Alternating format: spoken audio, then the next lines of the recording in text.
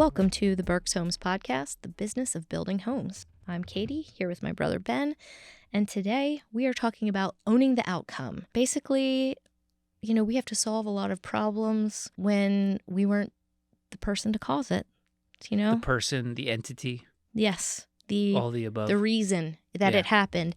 It wasn't my fault. Wasn't my fault. Don't ever say that if you work in any business, right? But there are many a time that you think it. Yes. And when you have that thought, we're going to talk about true ownership and what that looks like, to how to fix those things when you have that thought. So what do you think real ownership of a situation looks like? I think it's being proactive and looking forward and not back. So if you truly own, a situation, a project, the end result, you're ultimately saying, I can control the final score, the outcome. And no matter what happens. In our business, it's 100% guaranteed that a minimum of 900,000 things that are not in your specific control. I'm thinking of superintendents, for instance. Yeah. You can't control the condition of the lot that you were given. You can't control the weather. You can't control the health of your subcontractors. Right. You can't control the schedules of your subcontractors, all that stuff. Yeah. But ultimately, you've been given a task of finishing a home in a certain amount of time with a certain budget and a certain level of quality. Yeah. And so I think if you're going to encapsulate one group, it's our superintendents who have to just do it on repeat over and over and over. And there's not a lot of room for excuses. Right. Yeah, exactly. I mean, I know the superintendent's scenario is probably one we're going to lean into pretty heavily during this, but it is so easy for me to take that and apply it to any stage of this process. And I mean, if you're saying like from land to warranty, all of our actions are dependent upon so many things hitting a certain way that is outside of our control. If you're looking at land acquisition, we're dependent on developers, right, and site contractors. They have their own agendas and concerns and their own profitability, township requirements, their own weather conditions, and that's just the land coming into us. So we're trying to predict things and calculate and all of this stuff that is not within our control necessarily. Right. And then going to the next step, I mean, we're hitting sales consultants. If we want to talk about that stage, there's so much outside of their control when it comes to promising dates. When a home's going to be delivered. I mean, we talked about this before with the land stuff, like what condition the lot will be in at the end, what it's going to look like, how it can be used. You're selling a vision. And then something could very easily change along the way. Yeah. So, I mean, I can come up with something for every single person that works here of how they are impacted by things outside of their control. Right. Yeah. And so knowing that you have that whole idea is just a mindset that you have to have, right? Well, and we're going to keep coming back to that over and over again. That's what true ownership is. It's starting with the mindset that you have coming into a situation, that we don't care why it happened, except to possibly prevent it from happening again in the future. But that's like after the fact. The mindset is, how do I make the best of where I'm at today? Right now. Regardless of how we got here. The mindset has to be, what is next? How do I deliver the best that I can, regardless of the situation, the circumstances? If you lose time to an outside influence or an outside, thing that you can't control, let's just say it's a 2-week delay. If you have that mindset of owning the outcome, you're going to try to see how you can make up those 2 weeks somewhere. Right. And not just saying, well, now we're 2 weeks behind. Right. It's okay that I have 2 weeks to make up, even though technically it wasn't you. Yeah.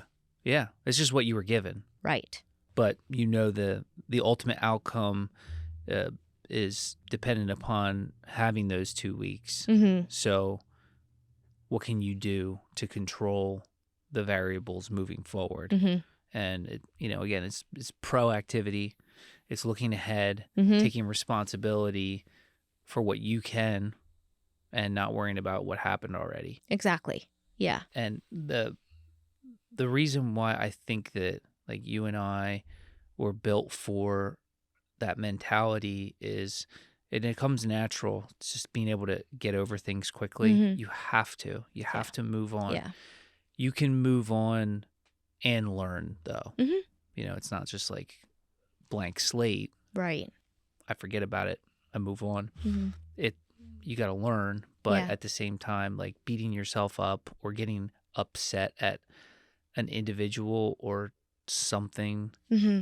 doesn't do anything. Right. And it is a complete wasted effort, because a different thing that's upsetting will happen the next time. You know, it doesn't, if you assume that nothing is going to go wrong, you're in big trouble. Right. So if you assume something will, and you're going to, do what you have to do to overcome it and get to the next. Yeah. That's Having contingency plans. Yeah, exactly. Always important. Mm-hmm.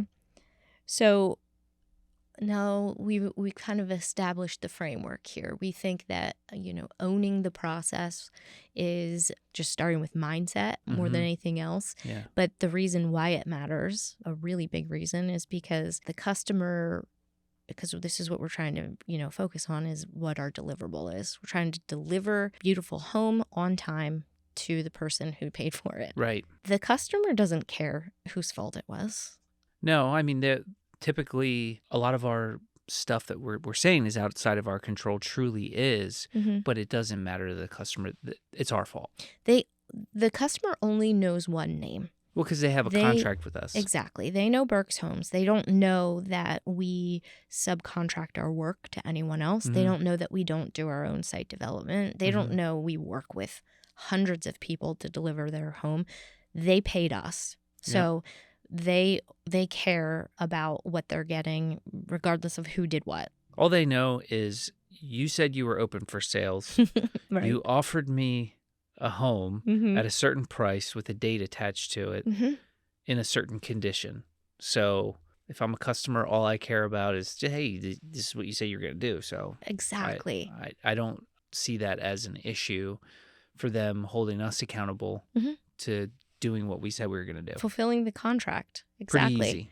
Well, and that's why this goes from mindset to this second step of the mindset is putting yourself in the customer's shoes and understanding that that's the lens they're seeing this in. And that's why it's a complete waste of time to care about identifying whose fault something is.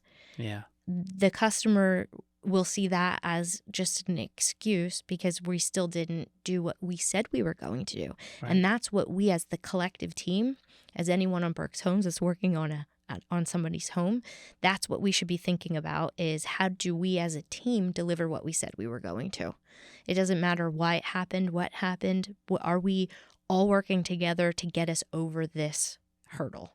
The only thing that you can do in the whole process to temper that a little bit is have really clear expectations with customers early and often about what can go wrong. To tell them up front something will go wrong. Well, not only that, but I mean, give some examples of, hey, let's just say we're dealing with a developer that's struggling to resolve some issues within the community, right? Let's just say they haven't gotten the community mailboxes in yet. Yep. Right? Oh, yes. And so we're saying, that's not enough to hold us up from starting sales, but it is an annoyance for the first however many buyers that settle on their property prior to having a mailbox. That will have to go drive and pick up their mail from the post office. Highly annoying. Yes.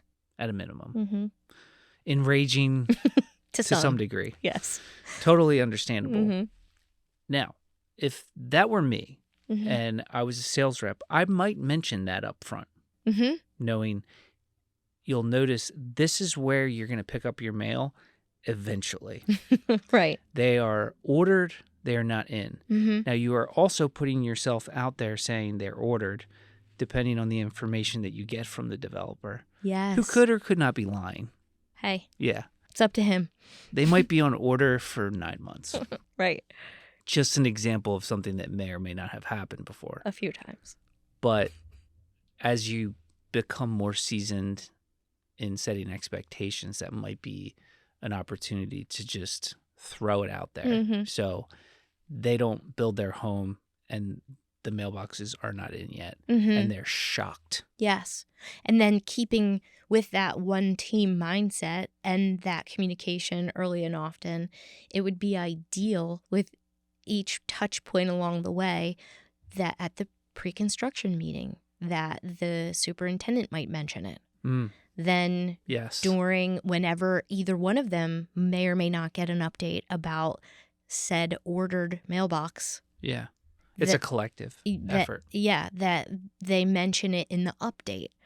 That then there's people next to them know about it. Maybe we send something out to people who've already settled. Yeah. The neighbors walking around that still didn't get their... Yeah. Where's my mail? Exactly. Walking around the community. Yeah. I think that's just an example. But at the same time, you also create some urgency on whatever you can do to control the outcome by setting expectations too. Yeah. Mm-hmm. If I'm going to start to tell people they're coming, what is the action behind it? Now, as a salesperson, there's not much you can do. Yeah. Except for be, a mouthpiece for your buyers. Right. Who you might be getting complaints from. Mm-hmm. So you might ramp up the pressure a little bit. Mm-hmm. Talk to your sales manager who talks to the land team, who talks to the developer. Hey, this is becoming a big issue. Exactly. Right? Yeah. We're looking like we're not following through. And that's one of our least favorite things to do. Yes. Which is appear like we've said something and we're not doing it. Exactly. Yeah. So going back to what we started talking about, which was the customer only cares about us in terms of, what they get at the end. Yes. Nobody else. Mm-hmm. And I think that if we really focus on that idea of it's a mentality, it requires a lot of teamwork and communication to solve problems. Because if something's outside of our control, it's either, again, it's a developer issue, a municipality issue, governmental, whatever, quasi-governmental with mailboxes. Right. Or, it could be something such as, like a severe weather event that, there's flooding or something like that. And now there's all this extra work that needs to be done. Yeah. I think of sometimes in the summer when there's just like an absolute blowout thunderstorm and we just made 20 lawns. Oh, yeah. Right? You can't control that. I mean, you might want to look at the weather forecasts before you put 20 lawns in, but it happens.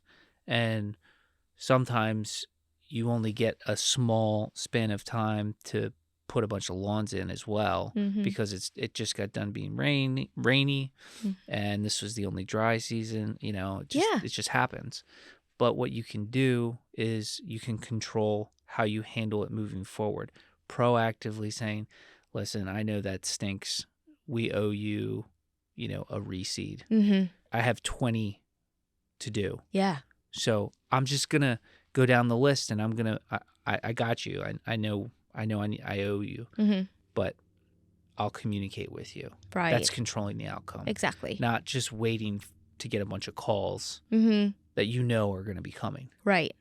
When are you guys getting my lawn back? Exactly. Well, and as part of the collaboration and kind of one team aspect we're talking about here is it does take a lot of communication between all of the teams too to make sure that they're all saying the same thing.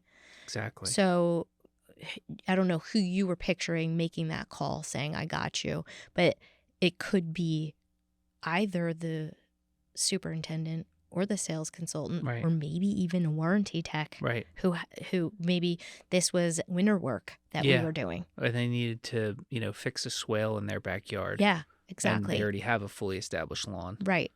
Yeah. So at the same time, we're also assuming that that one voice means we're all on the same page, so that the homeowner isn't getting, 3 different messages from 3 different people, or no messages from no one because they all thought the other one was Yeah, communicating. So right. it's just having that nice touch point, thinking about the customer as the human being who's being impacted, and saying, okay, how would I want to be treated in this situation? Right. And Yeah. who's going to be the one to do so? Yeah. And the hardest part about any of this conversation is we are saying we are willing to open ourselves up to the negative in this. We are bringing light to things that are going wrong, and that's probably the hardest part for anyone Yeah. during the home building process. Is you're going to have to tell people bad news. Yeah, over and over. Over and I mean, over. that's the reality. And yeah. again, it wasn't your fault, but you're taking ownership for the message. Yeah. I think that that's another big piece of this, is owning the message Right. more so than just even the outcome. Mm-hmm. Is you can fix something, but if you handled the messaging incorrectly, it doesn't count. Right. So Right. sometimes we do the right thing by a homeowner, and then we get, You kind don't of- get the credit. you don't get get the credit. blown up. because Yeah. you didn't you didn't communicate up front. Yeah. Yeah. So maybe we should backtrack and say that's step 1, which we've been saying. Communicate early and often. Yeah. Yeah. And you just acknowledge. I think it's very common. It's a human emotion to get jammed up, get locked up when something bad happens, and Yeah. you're like, this looks really bad. It's I not know. our fault. Mm-hmm. And then you just kind of don't want to talk about it for a minute. Exactly. That's so normal, and I Mhm. get that. But when I was running the remodeling business, just this stuff happens all the time, where you need to address an issue that came up that day. Yeah. Again, not your fault. You Mhm. opened up a wall and there's, rotting sheathing behind Right. it. And it was from water coming in for years, and you're like, I Ooh. know this customer does not want to pay for this. Exactly. If you don't address it right away, Mhm. and you're just like, I'm going to just talk about this later, Mm-hmm. and it costs, $10,000 to fix. Yeah. It's a small problem that's still a problem Mm-hmm. that becomes really big. Exactly. So I always said, bad news is just bad now.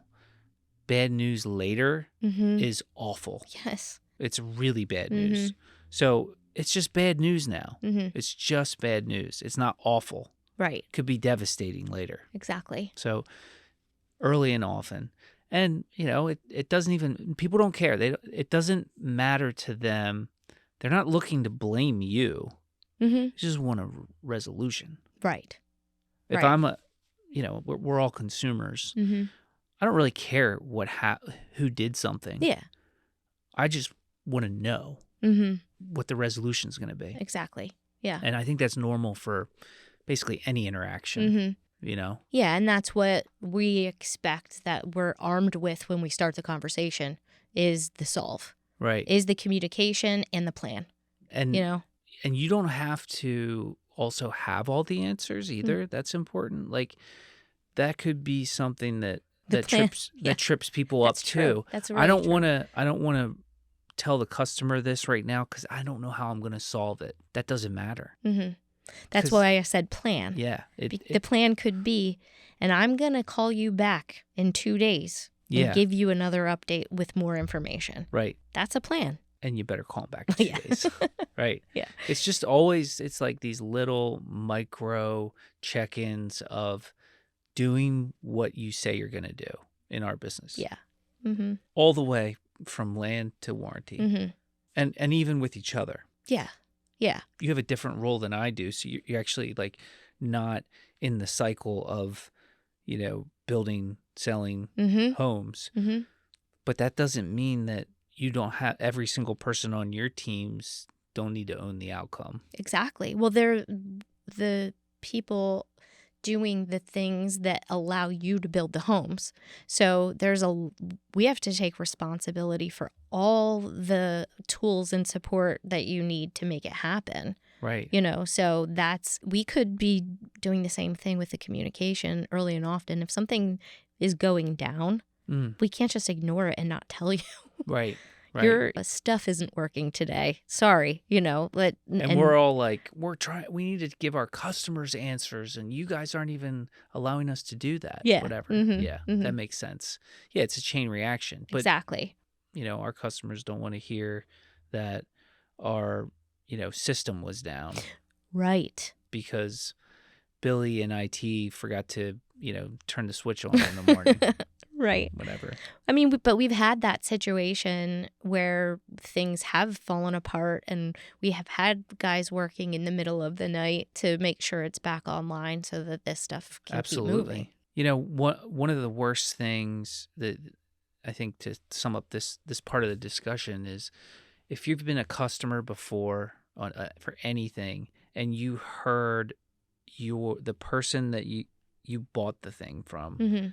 blame somebody else. It's gross. It's so cringy. Mm-hmm. It makes you mad. It does make the situation worse. Right.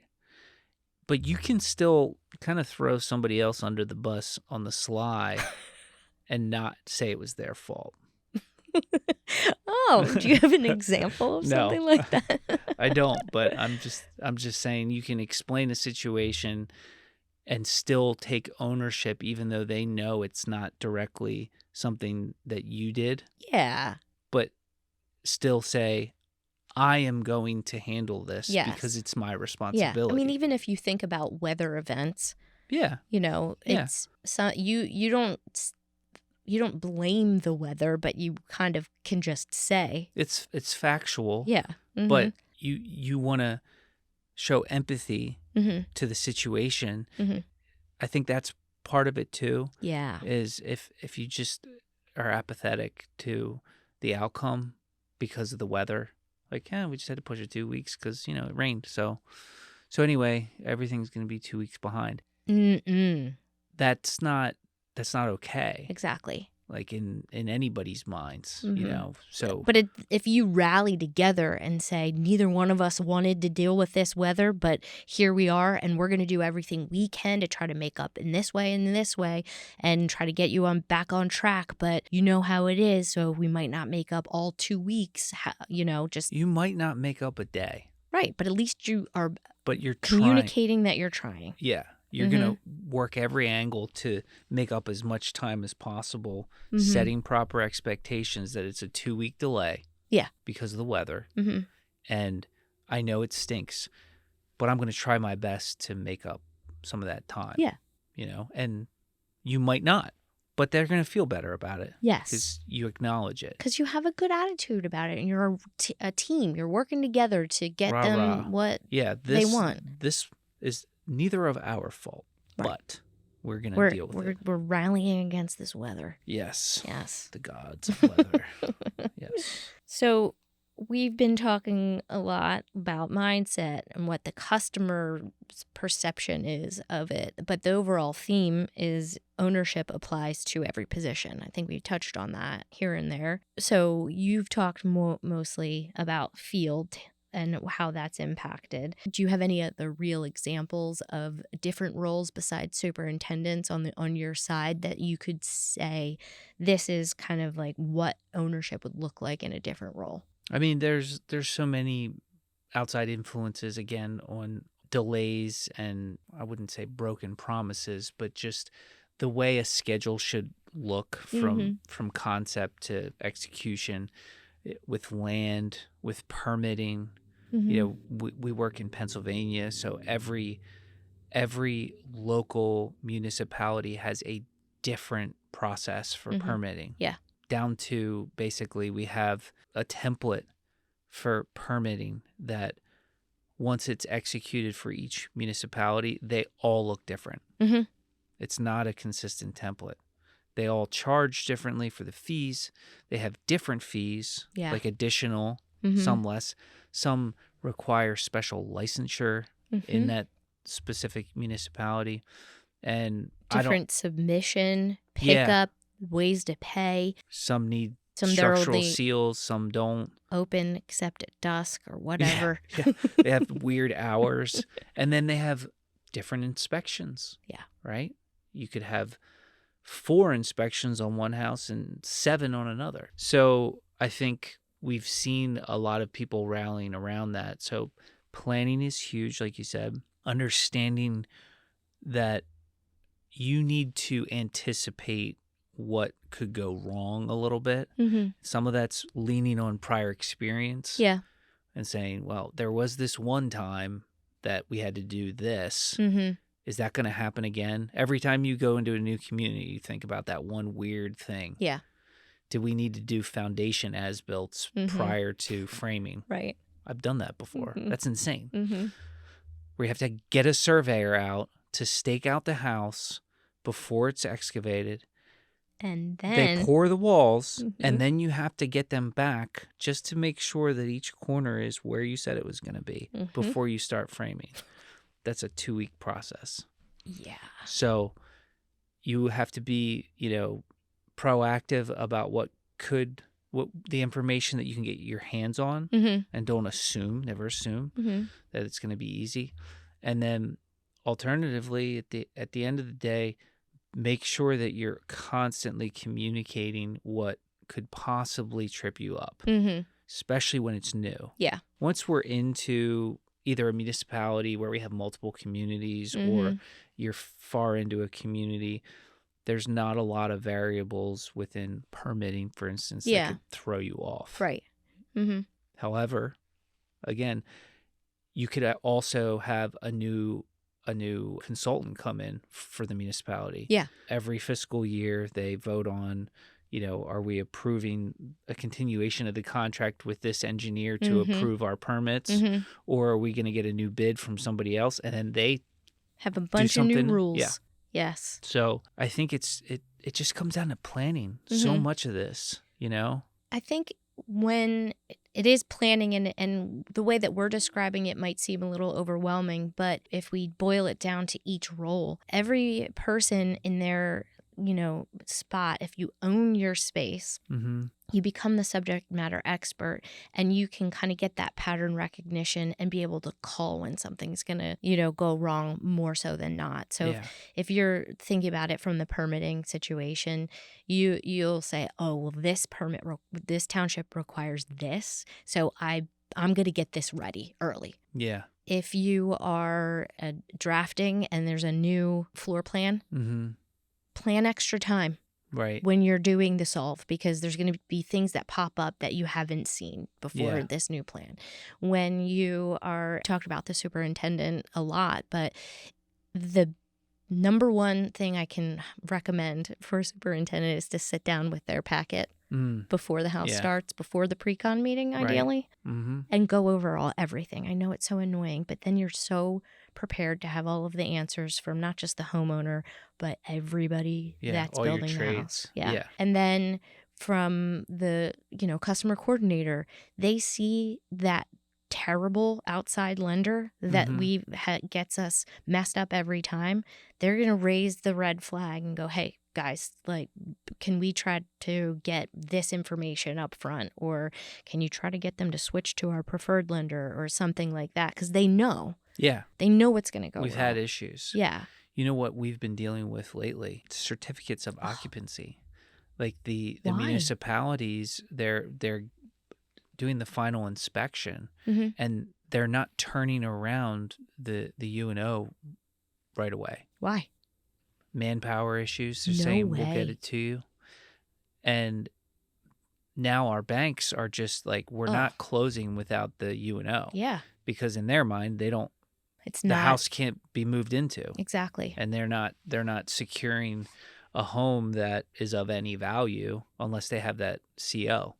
How much time do we have in between final inspection and settlement right now? Well, it's 7 days, but it's taking longer in some cases. Really? And sometimes let's just go back to that weather delay that happened 2 weeks into the job.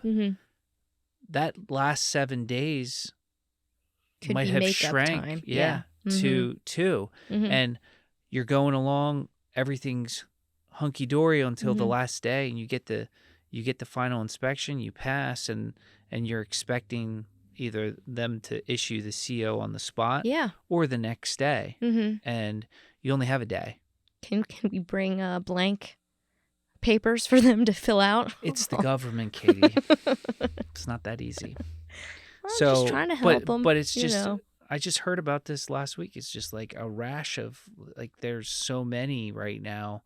We had 7 settlements last week that we were waiting on COs for. This is a really great example because not something that we would have ever anticipated.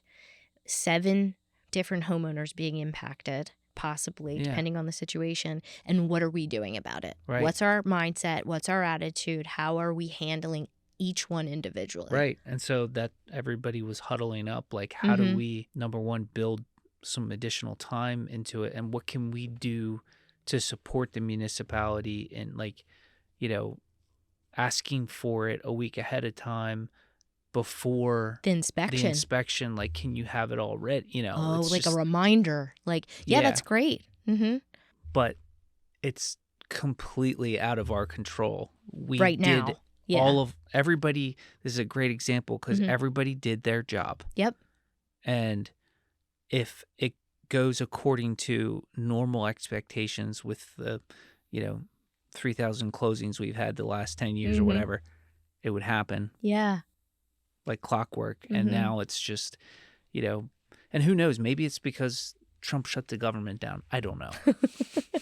There's less people. I Yeah, have who no knows? idea. It's a weird thing that we Yeah. have to solve for. Mhm. And it's not our problem, but it's our problem. Right. Our customers are not going to look at us like, oh, it's all right, guys. I know it wasn't your You fault. did your best. You did your best.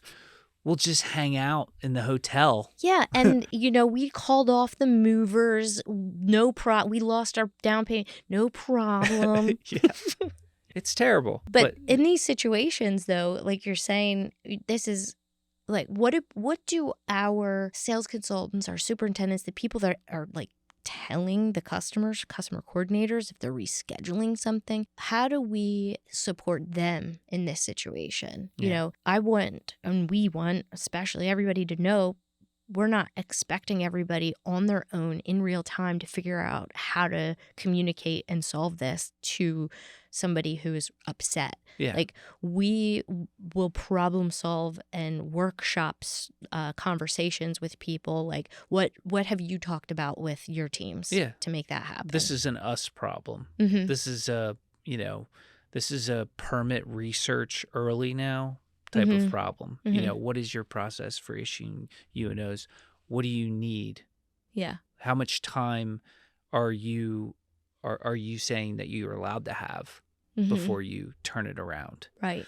And unfortunately, some of the municipalities we've been dealing with, they're actually like not even abiding by their own ordinance and timeline. Yeah. So it's like, What are you gonna do? yeah. Yeah. I mean, you can sue them, but that does nothing. Right. Well, I meant more so, how are we, I know we're problem solving behind the scenes, but how are we helping our frontline teams know what to say? Oh, yeah. That's just an ad hoc thing that I think that they've had to deal with most recently. Right. And we need to have a standard, consistent answer on how, we're going to problem solve for that moving forward. I think it's just literally this is like a production meeting tomorrow type situation. Well, I think what I want everybody to know is that if you don't know what to say, you are allowed to ask. I wouldn't expect most people to know how to handle it. How to handle something that important exactly on the spot. Right. That's not abnormal. But the other, on the flip side, not only is there support and help available to you, the message is important. So we want you to ask. We don't want you to try to make something up, because this is a really crucial moment in time for the customer, for the whole entire home buying experience. So we want to make sure you have the right messaging, that it lands well for both you and the customer. Yeah. Ultimately, lean on empathy. Yeah. for in any situation. Mm-hmm. It never hurts to be empathetic, Exactly. even if you really don't know what's going on. Right. You know. This is a really passionate subject for me. I didn't know it until we started talking. What happens every day? Yeah. I mean, that's everything. It is, and you can look back and say, you know, who do I really enjoy working with? It's always those people that they own their outcomes. And that's the key. That's what is so important to say, is not own their role, it's own the outcome Right. of what they're working on. Right. Yeah. Because the variables are guaranteed. Mm-hmm. We just don't know exactly which specific variables we're going to confront on a project. Right. And again, to go back to translate this to not just people in the field, people in operations, this is to all of the support teams as well. Mm-hmm. Owning the outcomes of what we are providing. Yeah. Is crucial to make the selling and building process actually work. Right. Salespeople have to deal with this stuff too all the time. Mm-hmm. You know, a customer has something come up and they have to switch a lender midstream. Yeah. You know, it's not their fault. Mm-hmm. You know, but now they're expected to get the deal done in the meantime. Yeah.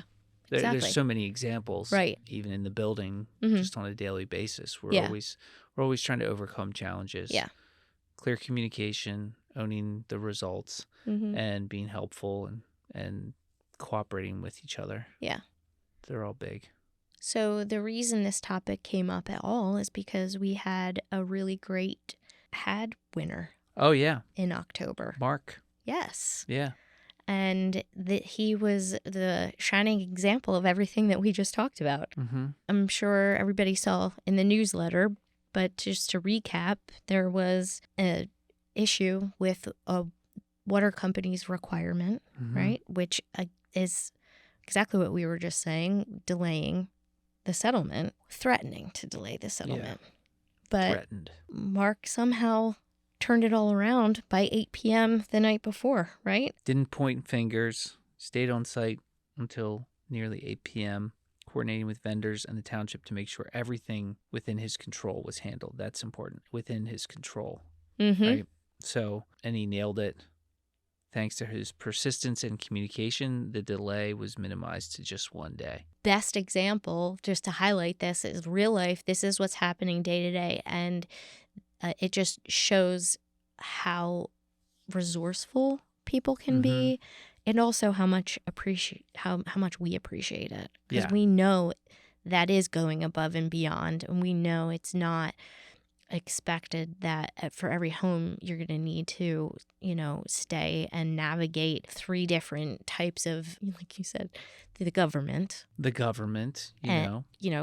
delays and all of this stuff. Like we know it's unusual, but when we see it happening and the result from it, it's just something that needs to be highlighted. And, that was a great example, because it does take a certain amount of humility to work through something that's not your fault. Yes. Like you're putting yourself out there a little bit because you're solving a problem that you didn't cause. And you probably don't even know the full extent. Yeah, it doesn't matter. You weren't there. You don't know what happened, but you're taking it. Yeah. And right. And making moves to fix it for the next day. Yeah, you have to be a little vulnerable and humble to work hard on behalf of a customer on a problem that you didn't cause. Exactly. And which is, again, it's a lot of it is what we deal with. It's not our we didn't cause them. Right. They're happening to us, but you have to treat it as if we did cause the problem. Because the customer doesn't care. Exactly. That's the nice summary. Yeah. So anyway, great job, Mark. Thank you. Shout out to Mark. Yes. Also, fairly new superintendent too. Exactly. Was promoted only within the last, 6 months or so. So that's impressive. Nice work. Yeah. Anything else that you want to add to this, owning the outcome? I think that ultimately it should be a little invigorating to people. It's almost like relax. We come across these issues every day. Mm. Like, Yeah. it's not our fault, but we have an opportunity to win still in spite of it. And it's just like eliminate the noise of like whose fault it was. Yeah. And sometimes it is our fault and like the company's fault. Yeah. And it's not the person that has to deal with it. It's not Yes. their fault. It's somebody else's. Mm-hmm. Doesn't matter. Exactly. Our names are on the shirts. Mm-hmm. We solve the problems. And so it's almost like, okay, well, just embrace it. Yeah. It's an opportunity to make somebody happy when you solve a problem. Yeah. And at the end of the day, nobody's going to remember whose fault it was. Exactly. They're going to know that they got what they expected to get at the end of the day without having the kind of ickiness of us pointing fingers at other people. Yeah. Right. You know, that's never an option. Right. No matter what. Yeah. The server that throws the cook under the bus. Nah. They never look good. It's not a good look. It's not a good look. And the other thing that you like that is a relief in my mind is if we all have this mindset and this is what we're thinking about, that means I know that the people on our team have my back. They have my back. Yeah. So if I'm the one that messes up, somebody down the line is going to catch me and fix it and still deliver to the customer what we said we were going to, even when I mess up. So as a team, we're collectively helping each other out. That's the true definition of what we're trying to say here is this helpful, humble, aware, driven. We are helping each other deliver what we said we were going to. And it is such a relief to be able to work as a team like that. Also, sorry to all the people for all the things that I probably screwed up and you cleaned up. So that was my soapbox there for a minute. Yeah, just thinking there's probably a lot of those for the freaking guy. You know, this freaking guy. Yeah, that came from Ben. So you might want to take a second look at that. Might want to sand those edges a little bit. All right, cool. Okay, guys, let's go own the outcome. All right, see ya.